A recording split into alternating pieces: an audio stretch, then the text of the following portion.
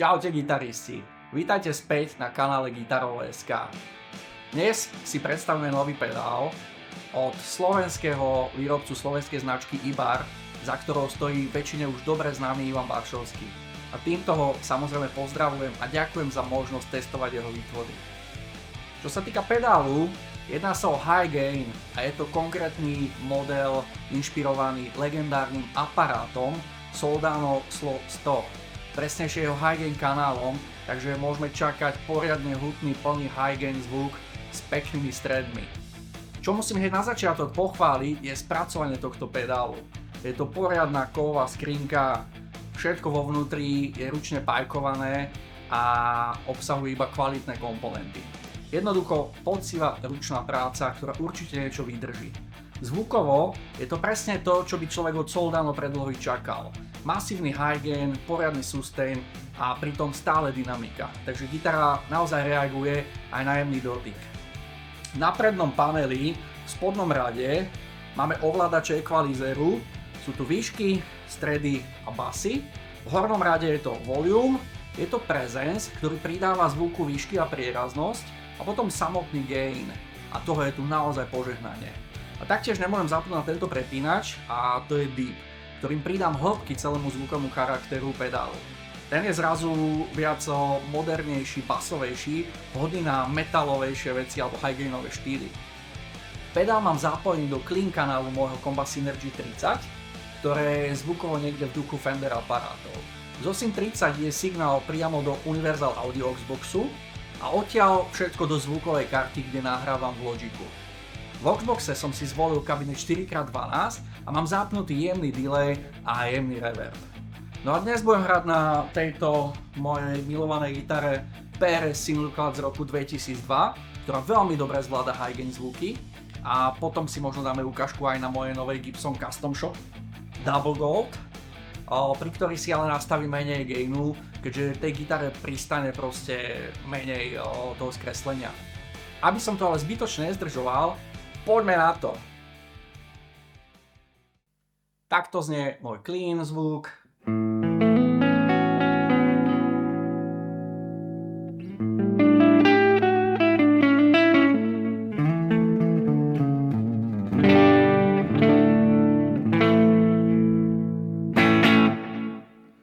No a takto znie Soldano pedál na úplne minimálnom nastavení gainu.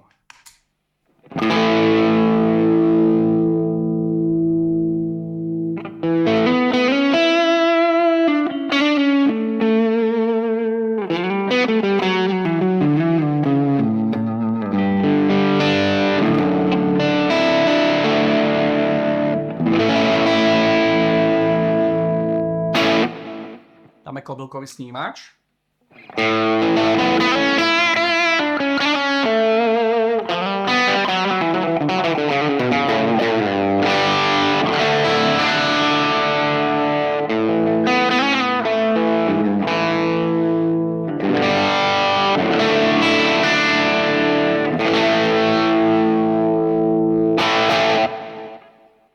Skúsme na 9. hodinu.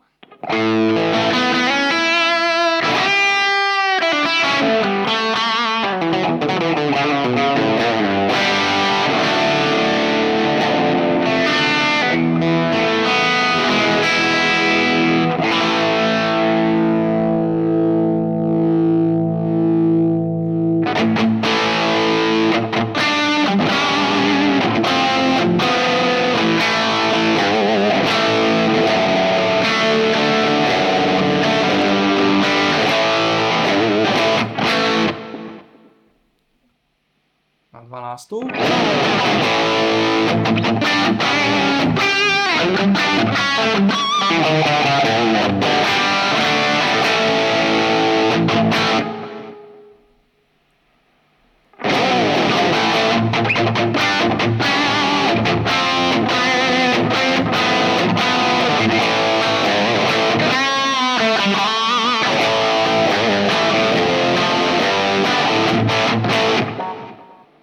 Na 15.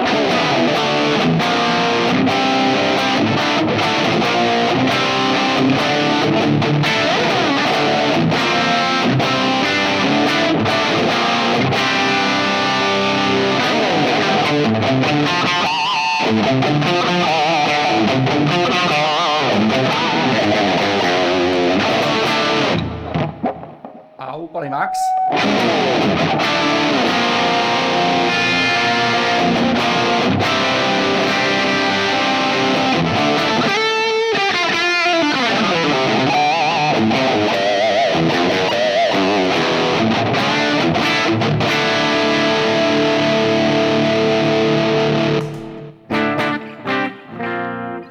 A teraz si ukážme, ako funguje tento prepínač Deep, ktorým, keď ho zapnem, tak pridám do zvuku viac spodných pásiem, viac basov. Takže bez.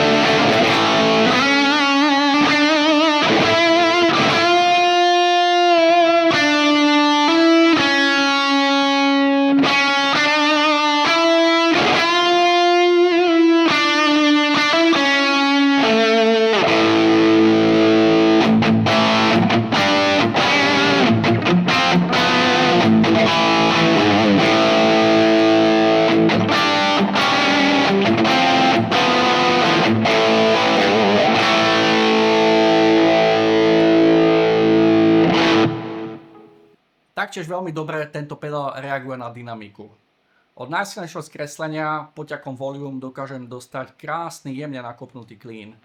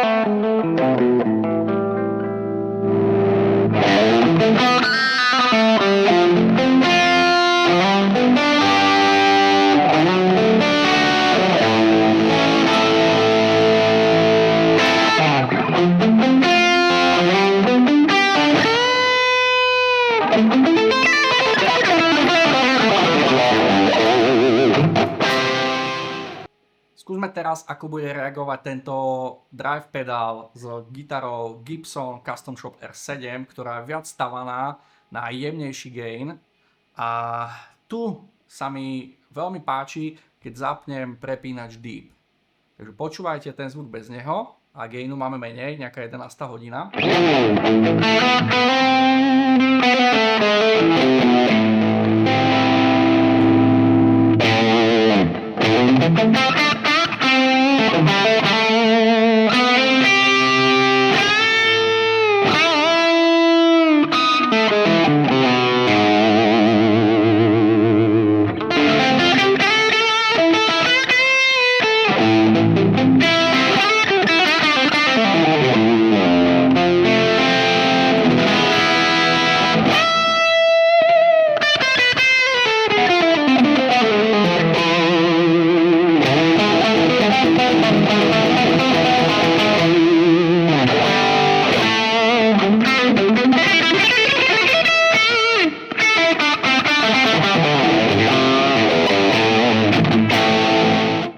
Teraz ešte jedna čerešnička na torte, ako tento pedál znie s nejakým podkladom.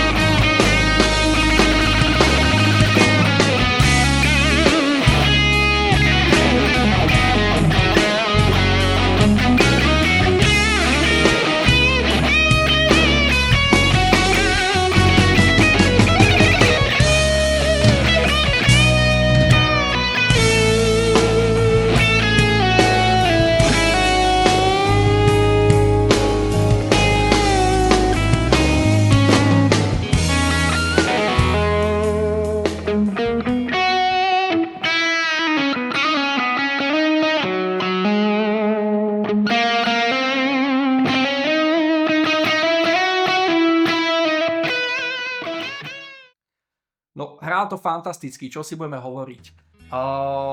Pokiaľ si to viem takto užiť, tak ma to musí baviť a ten zvuk je dobrý, kvalitný. Čiže moje zhrnutie na záver, pokiaľ máte rád veľa gainu, je to dobrý pedál. Pokiaľ menej, je to tiež dobrý pedál, lebo vidíte, že dokážem na tom nastaviť skoro clean a hra je fantasticky. Drive bol nastavený, ako ste videli, medzi 12 a 13 hodinou, čo si myslím, že tomuto pedálu najviac pristane, pretože ho dokážem korigovať volume poťakom rovno na gitare. Mal som ho niekde na dvojke, mal som skoro krásny clean, pridal som jemne hetom na koplo na maximum, pekný jemný lead kanál. Ak by som ho potreboval ešte viacej, tak už by som to asi neriešil, že by som zdvíhal viacej high gain tu, ale možno by som ho jemným boostom dokopol, ale myslím si, že to vôbec netreba, lebo tu je toho gainu požehnanie. Ale mne sa to presne páči v tejto polohe. No a chcem povedať jednu dôležitú vec, že všetky tie pedále, ktoré testujem, oni v skutočnosti, keď ich zapojíte priamo do zosilovača, hrajú oveľa lepšie, ako to vy počujete na tej nahrávke.